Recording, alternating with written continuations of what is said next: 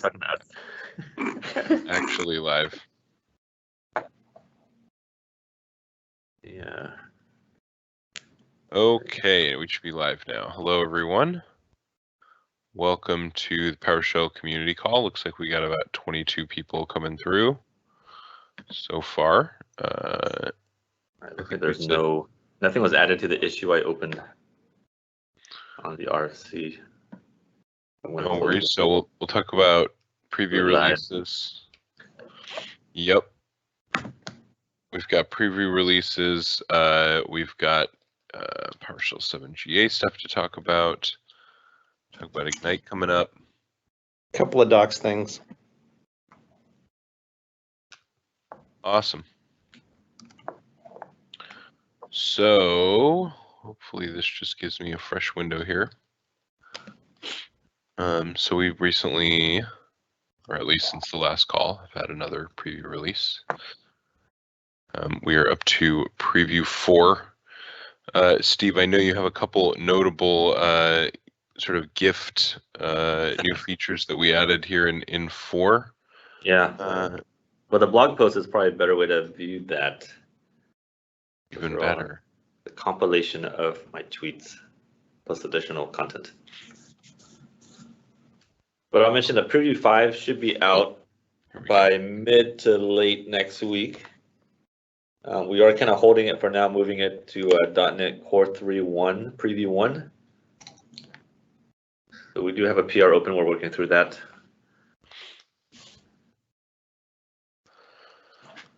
Awesome. So we recently released preview 4 with the ternary operator. I think was the big one. Another big debug feature on break all. I think. Was the? It wasn't the break all. So nope. Are you talking about 4 or talking about 5? You're talking about 4. I'm talking about 4. 4 had the. There's a bunch of APIs added, and that's not necessarily going to show up yet until Editor Services leverages those new APIs. But Kirk did also submit a change where error action break I find to be very useful. So that was in 4. There's some other stuff I can't remember off the top of my head right now. Because I'm focused on 5 right now. Yes, we've been moving very quickly, and for anybody that hasn't checked out previews 2 and 3, we've got support for like the for each object parallel, and is the new error view found its way in? No, that's gonna be in 5, okay. As well as the get error and some other changes related to colors. Like I think awesome. I guess me to call out about the preview release is just a reminder that they do install side by side, and it's very useful to us if people provide us that feedback that the things that we're shipping in preview as experimental features is useful and stable, so that we can take them out of experimental by the time we go general availability around January timeframe. So. Yeah, I think one of the things I definitely want to drive home is to everybody in the call is just how stable our preview releases have been as of late. Largely breaking changes that we're making there, we expect to not have any impact, and so finding out that they in fact don't by having some reasonable preview usage would be awesome. I do actually want to talk about usage in general after we get through this stuff about the releases, but do you and Jason want to talk about the error view and get error work just for a second to give people something to look forward to for 5? Sure. Like I think that'll be probably one of the most easily noticeable changes in PowerShell, because you're gonna see it right away. So we had a new concise view. For people who don't know, like error view today, like in Windows PowerShell 5.1 or even like older releases of PowerShell Core and 7, had a normal view, which is a default, and then had a category view, which you can set to. You're showing 6.2. Okay, I was like, what? So we decided that some of the feedback we got from users was getting a large amount of red text. It's just not a good experience. A lot of the information there is actually not useful to them. It's category view, is that right?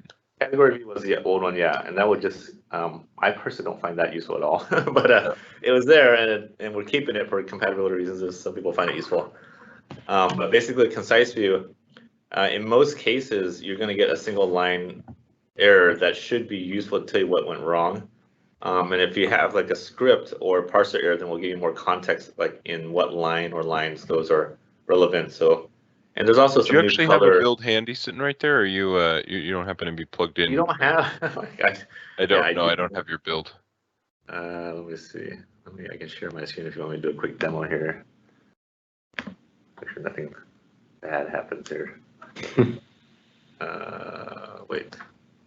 So it says I'm sharing, but do you need to? He needs to publish your share. Request control. There we go. Yeah, you should just be able to click the. Oh, look on top. Allow. Oh, I think that means you have maybe I joined the control wrong over one. my screen now. No, I think all you do is just present right here, and then I can just click your thingy. I don't see. But now you have. I might have control joined the over wrong link or something.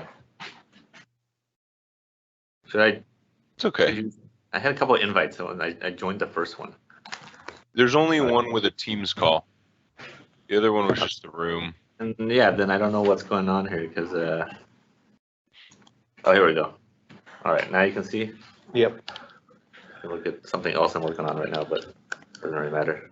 Hopefully this will show up in 5 as well. Maybe I can talk about that as well. It's coming. So let's talk about the error view for now. So again, just to kind of quickly show. What do we call this thing? I'll show normal first, kind of show you what the classic experience looks like. You know, and if you look very quickly, it's hard to tell what's what. They all look very similar. So of course, I got the new tab completion for variable assignment, which is nice as well. Don't have to remember these things. And now with the new one, you know, like if you look up here, if you can see my mouse, you know, there's a bunch of additional information that just has not been proven to be that useful for most of these. And really, the text that comes out is actually the most useful. Like here, I attempted to divide by 0. Obviously, you can't do that. I just wrote the inverse. Get item tells you exactly what the problem is. And then some more interesting one would be like a parser error here, where it tells you this, you can't do that because they expected something else. You can't just do a static string there. Or see, I think I have my test one.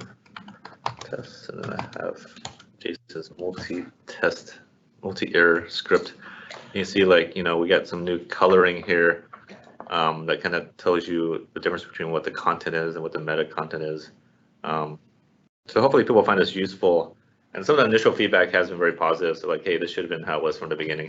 But as a few people. So we'll see as we get more feedback. One thing I also maybe show is that I also recognize that not everyone wants color, or maybe they're on a system that doesn't allow it. So and I think I'm in my private build here. I'm not. This one that's in the work in progress. I'm hoping this will make it in 5 as well, which is a new output preference variable. And you can see there's 2 options. The default is to allow VT escape sequences.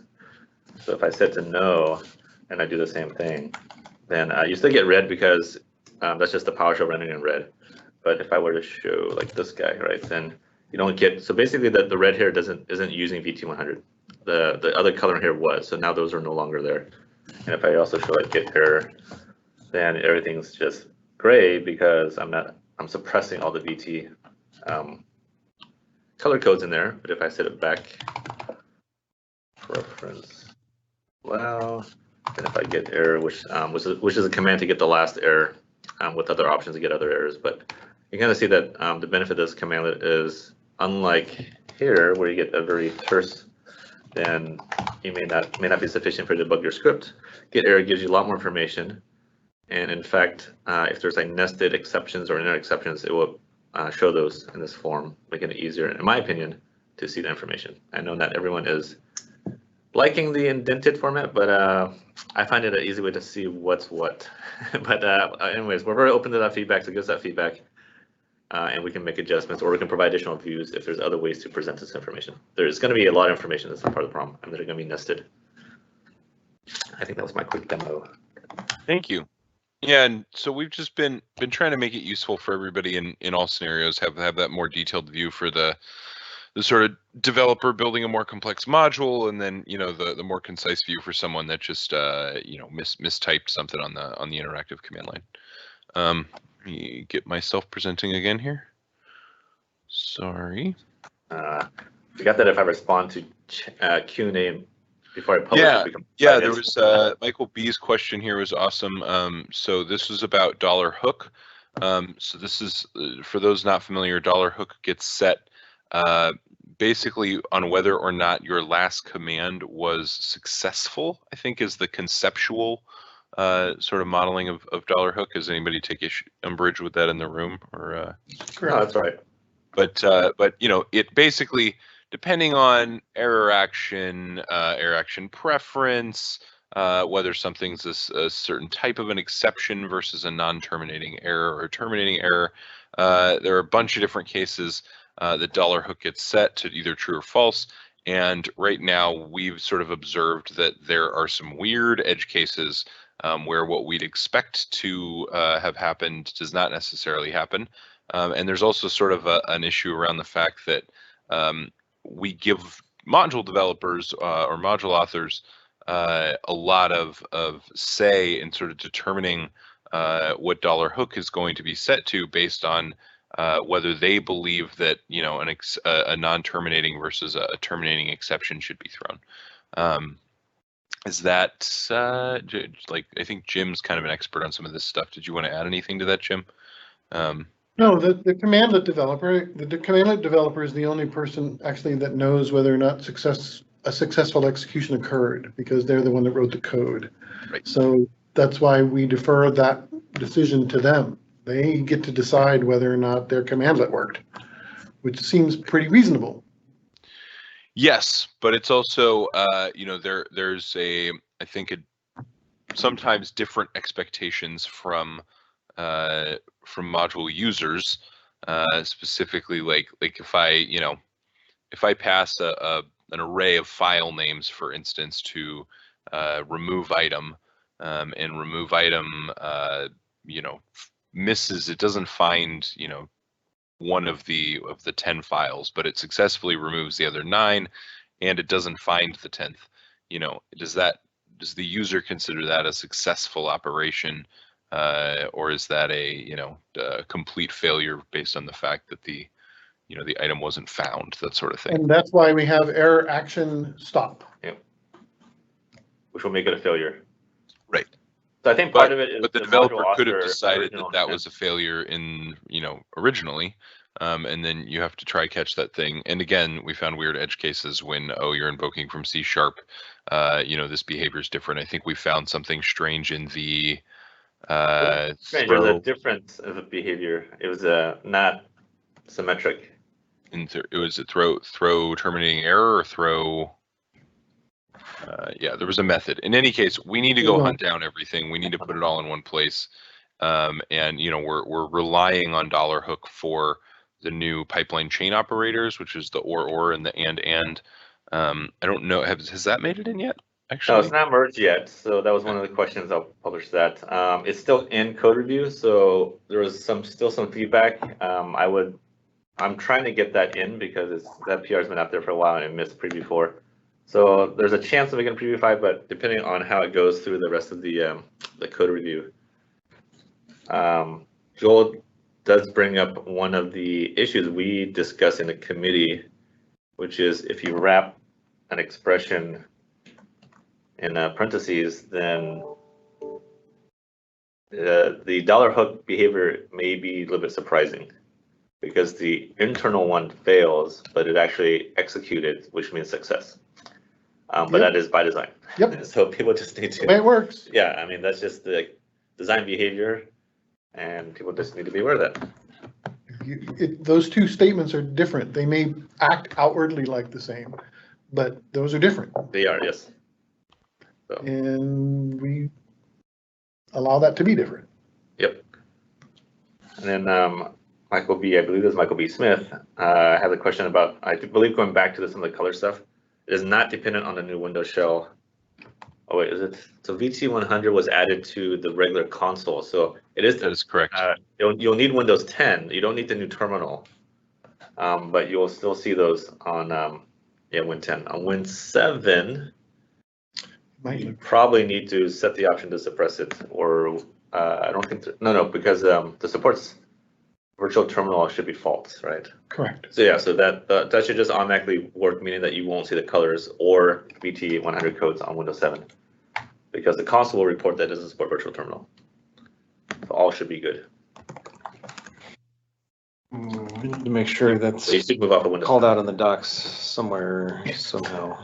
It's in the RFC. I'll do it with get error and stuff like that. Make Well, sure. we're gonna have to document this new preference for everyone. I think that might be a Yeah. good place to put it. Yeah, Just all up, because I'm making changes through, like, as I discovered commandlets that emit VT, I'm making changes there to make sure they're all, because all of them have to opt into this thing. There's nothing in PowerShell that prevents. Yeah, actually, as soon as I saw you guys posting about that today, I was thinking to myself whether it might be worthwhile to try and actually capture VT100 codes. I know we've hit some issues with native tooling, like some people in some node build were getting a bunch of VT100s codes like spew to the screen, but I understand the implications of that as well, that you're going into text streams and ripping stuff out is possibly dangerous, but I don't know if we ever it's tried gonna be one of those- on that I one. think it's gonna be one of those difficult problems, because I know I've gotten some feedback where, hey, what if I want to send the output to the clipboard and whatever I'm pasting that into doesn't understand VT, like what happens there? But there are other cases where you're gonna have something that's smart and can understand it, can actually re-render the colors, so you may want to retain all that stuff, so Right. we'll have to just work through that. It's all a new world. Yep. Ryan, probably Ryan Yates, has a question about how many more previews before V7 goes GA. So we have preview 5 coming out in October. We'll have preview 6 coming out in November. Then we, as long as things go well, barring any major critical feedback, we expect to have the release candidate in December align with the .NET Core 3.1 GA release, and then we'll have our GA in January. Again, assuming their dates don't change and we don't find any major issues in our product. That was, you said 2, right? Yeah, so we have 5 coming next week and then 6 next month. Like a little Thanksgiving present. We'll have to figure out how to make that work, because usually that's the week we release. So maybe right before Thanksgiving, we'll see. And then, yeah, December is also going to be tricky. So they'll probably release in the middle of December, so we should be able to get a release out before Christmas Eve. And then January is pretty open. Fun times releasing at the end of the year. Not my design, but that's just how it works. With somehow .NET decided to align with that. But anyways, Awesome. So this is, we posted this in the thing, but yes, hopefully 2 more previews in October and November. And I will mention one thing for anyone who's contributing to PowerShell 7, which also means that if it doesn't make it into preview 6, it's not going to be like a feature, then it won't make it into PowerShell 7. Like we'll still take bug fixes that don't have big impact. Between release candidate and GA, it's going to be like major issues that would prevent us from shipping. But don't worry, we're going to have another release after that one, so things will continue to move. I know that Joel has a number of open PRs that I'm sure he would love to have in 7, but some are rather large. And it's just it's a risk management at this point. So I really appreciate the work that you're doing, Joel. Hope you understand. But it will eventually ship. yeah, and to that end, we still very much behind the scenes are trying to rework, the process that we sort of put stuff on and off the docket. I know that there's a million RFCs that are still open, a number of code PRs. We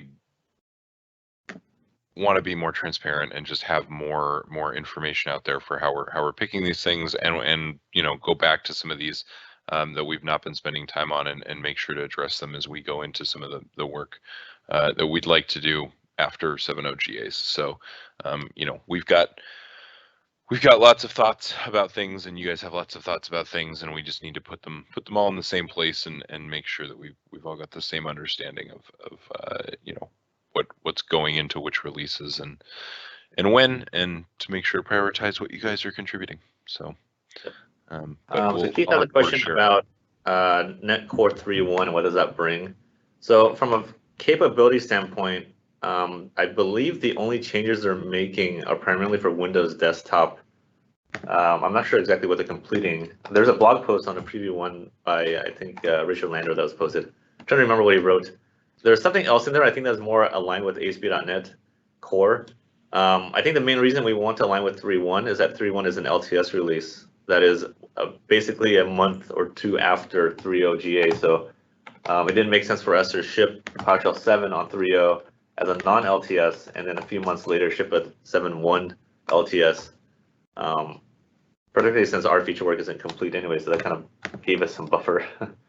But the main thing is really that 3.1 is an LTS release is the critical thing for us and for our customers, where they can just be on 7 for 3 years if they have to. We prefer they continue to move forward. Yeah, and I also want to point out this was posted earlier this week. Unfortunately, I don't have an easy pointer to it, but .NET has announced that they will not be going past what they've currently implemented in NET Core 3.1 in terms of re-implementing old .NET Framework APIs. So essentially, what we've got in 3.1 from a backwards compatibility standpoint in Windows, at least so far as .NET is concerned, we've gotten everything that we're going to get, and we can continue working with module authors to reduce any dependencies that they have on those remaining APIs. But we do think that those are it's a relatively small amount at this point. A lot of the compatibility shims that they ship for Windows have given us what we needed in terms of backwards compatibility. But there are some stragglers out there. I know a lot of system.web is never going to be implemented in NET Core, which limits our ability to port the IIS administration or web administration commandlets. But we do have a feature coming in 7 that will allow us to more easily, and in some cases by default, import that module in a Windows PowerShell run space and sort of use something similar to what we had in the Windows compatibility module for calling Windows PowerShell and getting back a deserialized object. Yep, and just to be clear, I'm pretty sure that won't make it into Preview 5, but hopefully, actually, it needs to make it into Preview 6 for it to be in 7. So, but yeah, what Joey's talking about is, for those who aren't familiar, like the Windows compatibility module that Bruce Payette wrote leverages WinArm Remoting so that you can actually import a Windows PowerShell only module into PowerShell Core. And the change that we're doing here is two things. One is it's going to be part of the product, so we've just part of PowerShell 7. And second, we're using IPC named pipes to do the remoting instead of WinRM, which solves other problems. So we don't have like the second hop issue. So hopefully the idea, and this will also work on like Win 7 where we can't make changes to inbox Windows modules to make them compatible. So things should just work with the exception that they will be deserialized objects. So if you want to call like methods on them, that won't work. You'll have to just go to actual Windows PowerShell to do that. But hopefully that is a minority of use cases.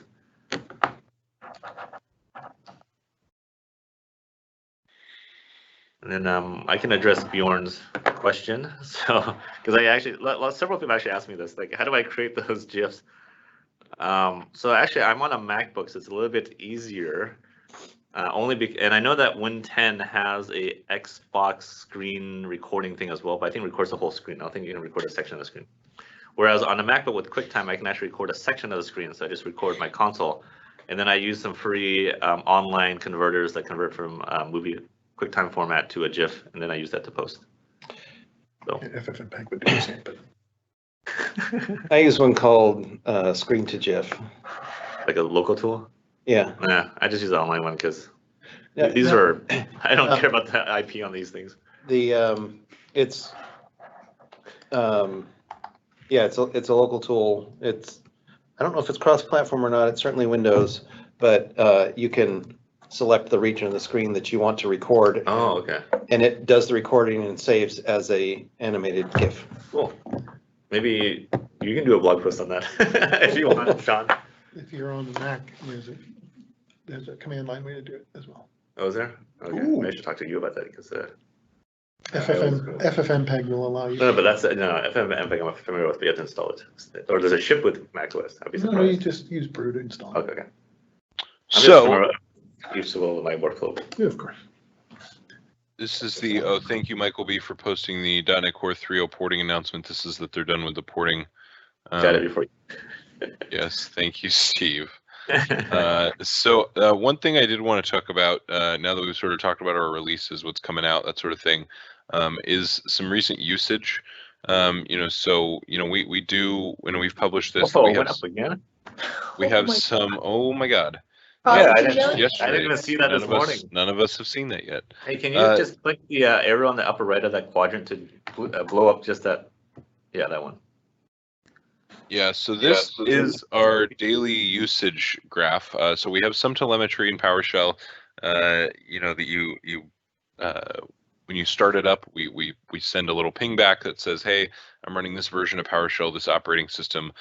So what we see in the sort of orange here is Windows usage every day, and then in the teal is Linux usage every day. Mac OS usage is a tiny sliver, although you know we believe this is primarily developers who are potentially doing deployments of more PowerShell. So we think it's still a very important platform for authoring and development. But in any case, back on October 4th, we had a very large usage spike that continued into the weekend. We crossed from almost 1 million a day to 1.5 million a day, almost overnight, and that's held steady since then. And then that's continuing past 2 million, it looks like. So we're happy to see that, you know, somebody somewhere is using lots and lots of PowerShell. You know, we're trying to sort of find out if anybody knows what this usage is. If you do, let us know. We want to talk about, you know, how PowerShell's helping you out at big scale. But this is just good news for more adoption of PowerShell. People find a lot of value in it, and you know, we're continuing to just crank on people adopting PowerShell. So just good news. And this is accessible publicly, by the way. You know, we've published this link before, but this is ak.ms/psgithub, psgithub.bi, as in Power BI, Business Intelligence. So I'll put this in the notes, but yeah, we're just really happy. Do you have any? No, let me answer a question from Prasoon. He's asking about a specific security issue. So with the change that we're going to name pipes, one of the big differences is that it's going to go from a local process to another local process under your current security context. So unlike going through WinRM, we're not hopping into like a privileged Windows service. So that should also make it more secure, yes. But I don't know specifically about that CVE. If I had to guess and pursue, you can send another message here to tell us, but I think that CVE is the one that doesn't allow implicit remoting to localhost except by administrators. And that caused an issue for us in that you could then only use the WinPS compatibility module over as an administrator because it did localhost implicit remoting. So that yeah, it limited it severely. It was the fix for that CVE was to do that. So so Kirk has a question about the usage. No, so the usage does not include Windows PowerShell at all. It's only PowerShell Core 6 and above. Yes, this is only the telemetry we've added since then. Actually, the public dashboard, I should also say, does not include yet the brand new telemetry that was added in Preview 3. So it actually switched to a different pipeline, and because of that, we're not reflecting that usage at all in this graph. I have this in an internal dashboard already, and we just need to port this logic over to the public version of the dashboard so that you guys can see that. But right now, it's a negligible sliver. This little black, or no, excuse me. No, that's yeah. This little blue sliver right here is the 7.0 Preview 3 usage, or 7.0 Preview usage from before Preview 3. But it's probably about double. That's 34,000. That's not bad. That's preview. It's Preview 1 and 2, but on the internal one, I think it's up to 70 or 150 or something like that. But it's still very, very small. But it's always going to be relatively small to stable releases, which makes sense. Yes. And actually, it might be good for us to break off just a preview dashboard that only is preview releases and just sort of track track preview usage, because I think some of the trends could get lost in the noise here. That's a fair point. Go right ahead and do that. Cool. Yep. One other thing I'll mention. Questions on the. So Joey, hold on before we move off to the usage telemetry stuff. I'm not moving off. There's a question about it right here in the.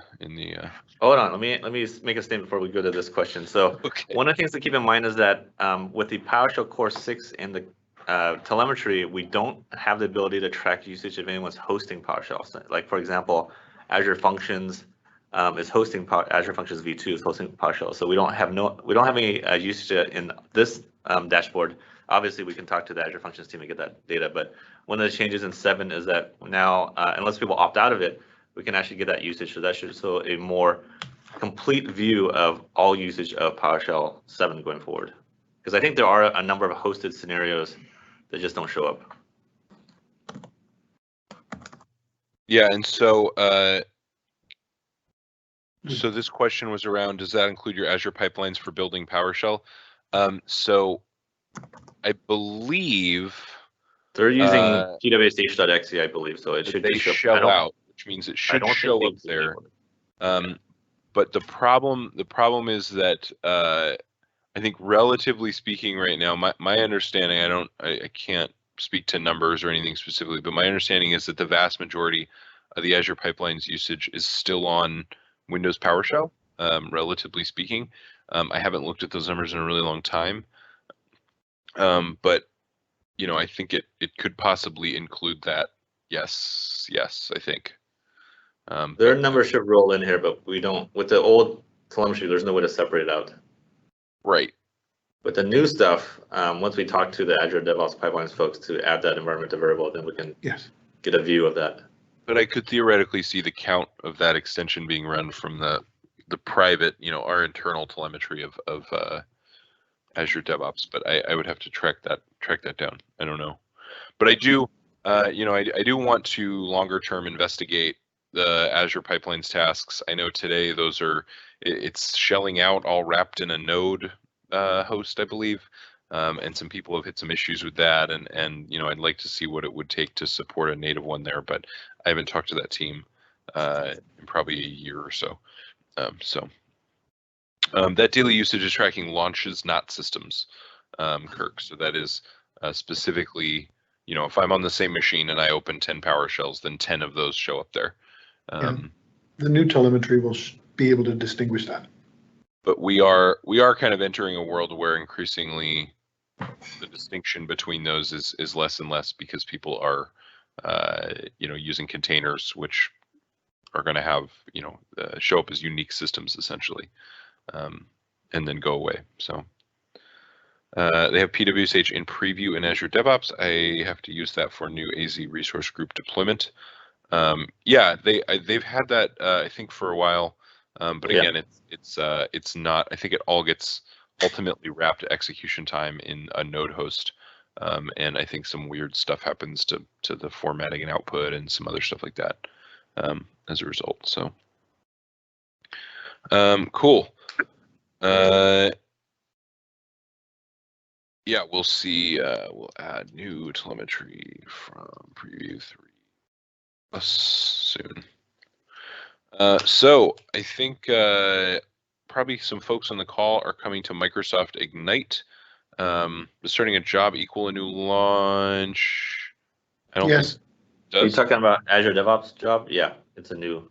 Azure DevOps Job, yes. I assumed he meant PS Jobs. PS Job is same. PS Job, not a thread job, but a start job will look like a new process, so they'll capture that. Got it.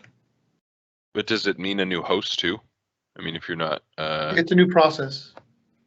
It's literally using pwsh.exe. Got it. Okay. The old PS Job. Or the current PS Job. Not to be confused with thread jobs. Thread jobs will not be caught. Actually, that's not true, because there's a new run space. So the new telemetry will catch it. Yeah.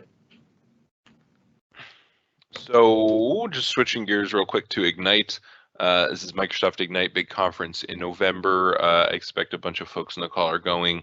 I think that some of the stuff gets virtually broadcast or recorded and or live streamed.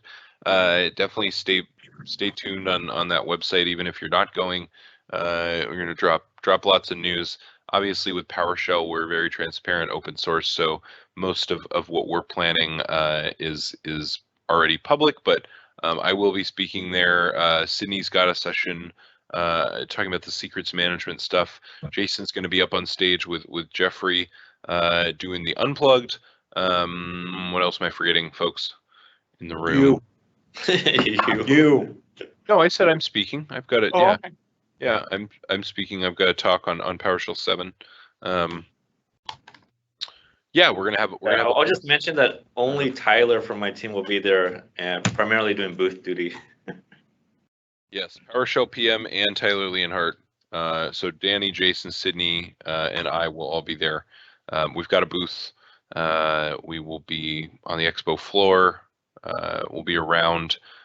We don't have word right now on community meetup. We've had a trouble finding any kind of space for it. Well, we're going to try and get that worked out and hopefully have something to post on Twitter about where we'll be at Ignite and where PowerShell folks should congregate, but that is not nailed down quite yet. So yeah, no, we hope to see everybody there. PS Jobs, awesome. Sean, did you want to speak to some of your docs notes here, stuff that's happening in the doc? Yeah, so I'm hoping to pull the trigger today for moving the commandlet reference for version 3.0, 4.0, and 5.0 to the archive site. So the new URL will be docs.microsoft.com/previous version/PowerShell, and all that content will be there. It'll be missing for a little while it's in transition from being removed from the current location and going live in the new location. If it doesn't happen today, then it'll be after Ignite. But that's the main thing. Also, the Docs contributor guide that is in the PowerShell Docs repo, is now live on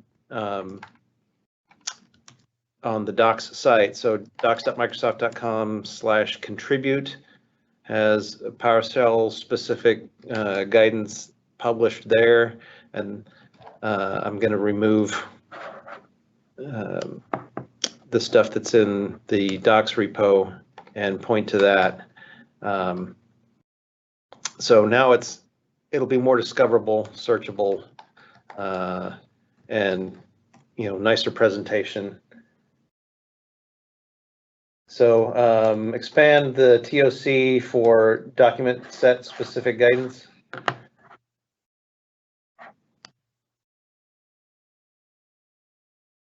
And it's all there. It's basically a copy of what's been there, except that there was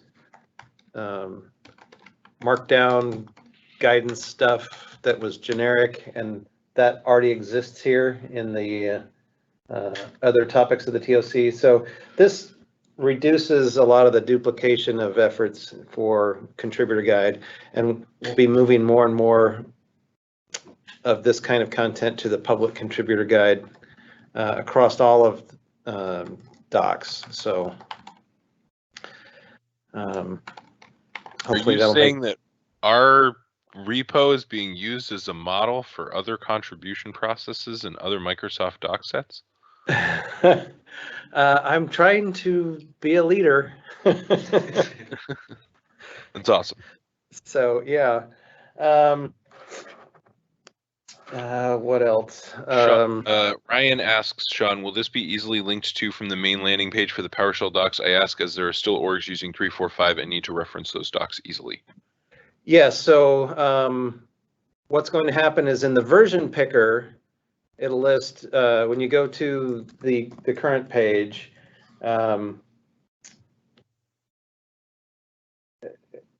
click on, any one of those. I think I actually. So now, go to the version picker at the top. So it'll list 7, 6, and 5.1, and then below that it'll say previous versions. So there will just be a previous versions link here instead of 5.0, and then yeah. And so it's all still going to be online. It's all going to be there. Yeah. Updatable help will essentially freeze where it's currently at for those versions. To be clear too, this is 5.0, not 5.1. So 5.1 is still going to be in this version picker here and is still going to be an active doc set. Yes. It's just, maintaining all the different versions. Part of the drive to move this stuff to archived is, it's just a lot of extra effort to have to maintain all those versions, and we don't have the people. I'm trying to hire another writer. We've got an open rec, if anybody is interested. But there's a lot of work, and this stuff really hasn't changed. Version 3, 4, and 5. So we don't want to have to change that content too.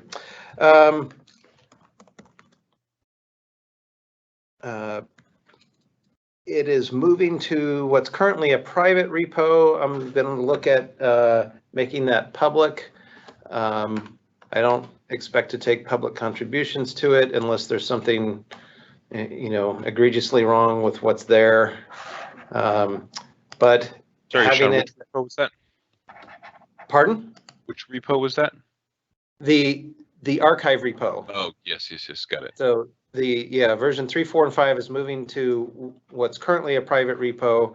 My plan is to open up that public, so at least you'll be able to pull the content and manually build the down level help if you want to, using the script in the blog post I wrote a couple weeks ago. The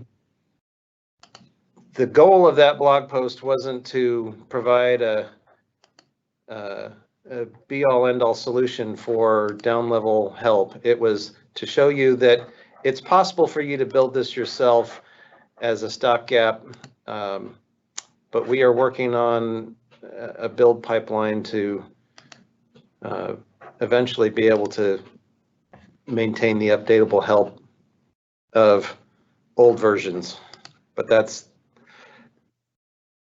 we've got a lot of work ahead of us. Thanks, Sean.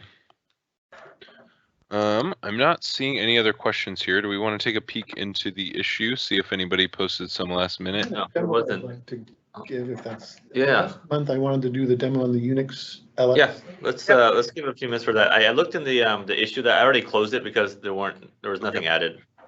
And maybe I need to open it a little bit earlier next time, like maybe on Monday rather than. Yeah, we all kind of. Now, this kind of snuck up on me because October started early, if you will, from September. And so we always have some off my whole reason. schedule. It messes us up. Yeah, Jim, do you want to take control here, or just start sharing? We have time. If we have time, I don't want Definitely to do. Yeah, definitely do. kind of explain what am I doing here. That's what I want to share. Make sure it's happening. Let's probably make it a little bit bigger. Oh, I'm going to change a bunch of stuff. Did it work? Did it go? I don't see it. Don't worry about that. We see it on our. So, as you all know, the usual output of get child item and all the aliases is the same as it is on Windows, which on non-Windows systems is pretty lossy from a data perspective. So I wound up spending a little bit of time to improve the way this looks. No, Sean is saying you won't see it on that screen, but if you join locally, you'll see it. They should see it. And so I've wound up plumbing a common stat call which works on all non-Windows systems through changes in the native library. And now when you actually type dir, you get the more Unix information. So you're actually getting the Unix mode information. You're getting the user and group information. along with, if you'll notice, sizes for directories and that you didn't used to get before. So if you scroll up and see here, you'll see this is what it used to look like here, and now this is what it looks like with these changes that I've been working on. I've been working on this on kind of a private branch because I'm sort of dissatisfied with the view that I got on Mac, because that's essentially what I use more than anything else. Predominantly, I'm using a Mac all the time, and so I've wound up being able to provide this new information, and in fact, it's all hooked up into the provider. So there's a whole host of new properties, as you'll see. There's a Unix mode, and you'll see this pointing off to this little guy. The Unix stat is now a property that's available on a file.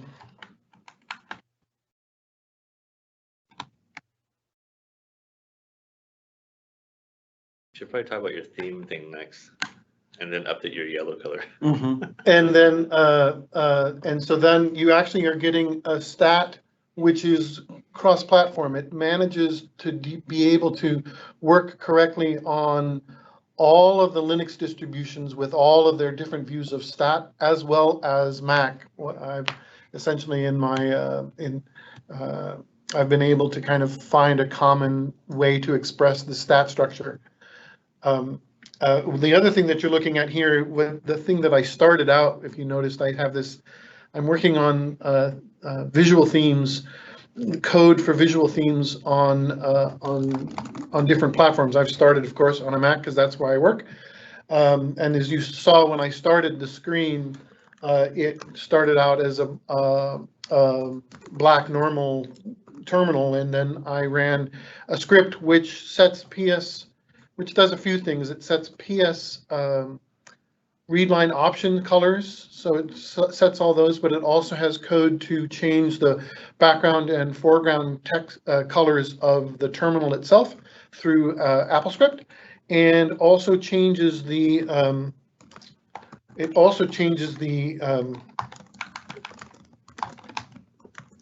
verbose color. Sorry about the to something that is a little bit different.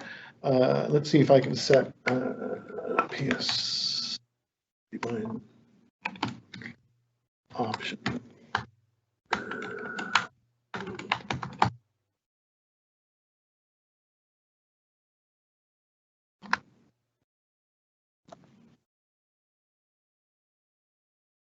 No, it's good. So those are the kind of things I've been working on. The reason I wanted to show this demonstration of the Unix view of the world is because I'm not quite sure whether or not people are interested in it, and whether it's just me that has this problem. Not you and Keith.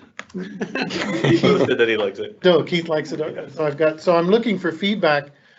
These are in branches in PowerShell on my fork called common stat, and it's also a get common stat in the native library. So the code's available. You can take a look at what I've done.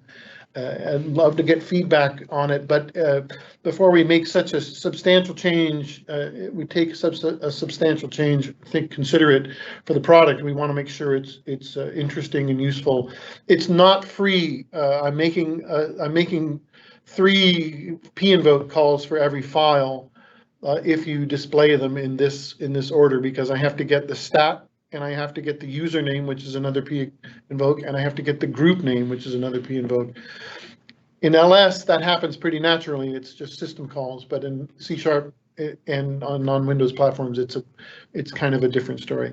It's consideration of what we would want to do for Windows platforms as well, because this information is also available, but even more time-consuming to collect. The SID calls to collect the user, and the group information on a Windows system doesn't really make a lot of sense, because that's not how Windows looks at permissions.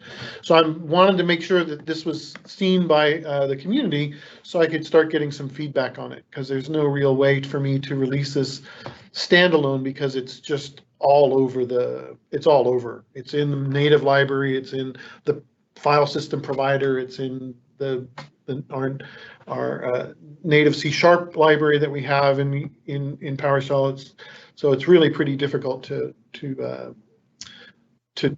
make this available as a standalone module. Anyway, thank you. That's what I wanted to show. Sydney, there's a question about VS Code PowerShell. I can't see the questions. I'm gonna stop sharing. This PS readline rewrite. It's not a piece readline rewrite. But you want to talk about the next release? Sure. So look out for a blog post in the very near future outlining sort of the more long-term plan around releases for VS Code. And this will cover how we're bringing PS readline into the stable extension and sort of the timeline that that's coming on.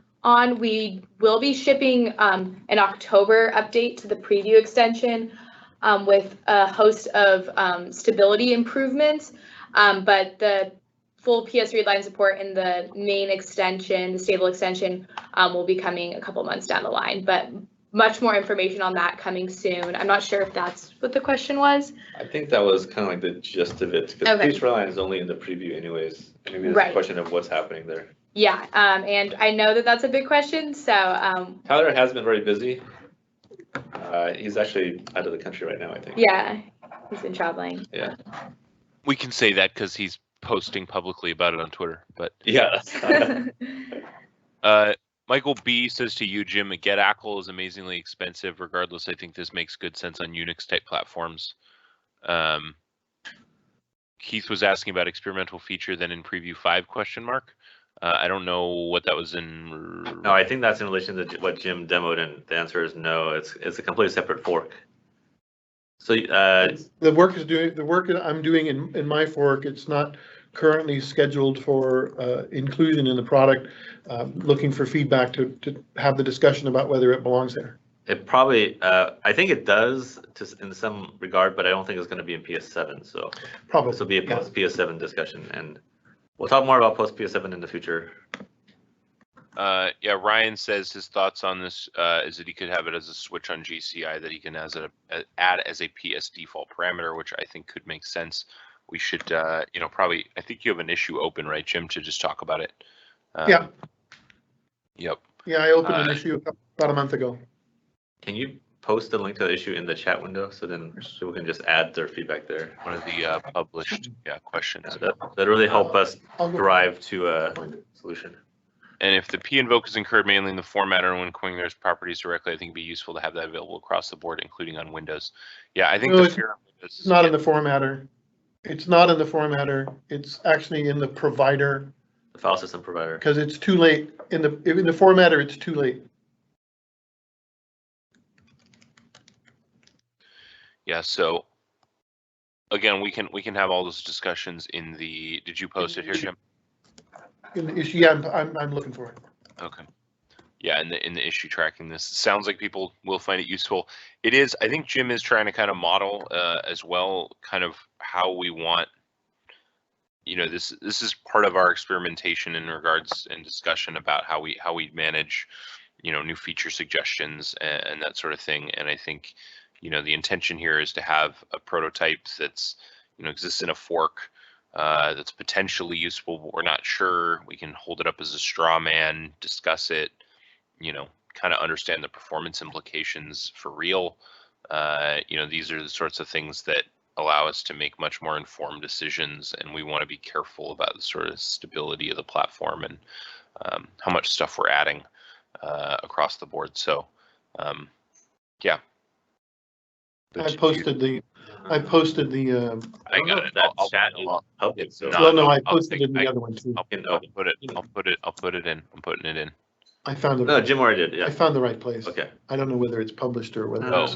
This I can is see it. published. Yes, you guys can see this link. Yeah.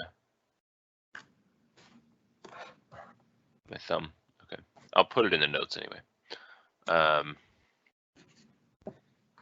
Yeah. Demo. That's why I want have the conversation in the issue. I'm really interested in feedback. So quick time check. We got like 3 minutes. Yep. Is there anything else anybody has some stuff on? We could call it 3 minutes early. I think we don't have anything else to share. Not at this time.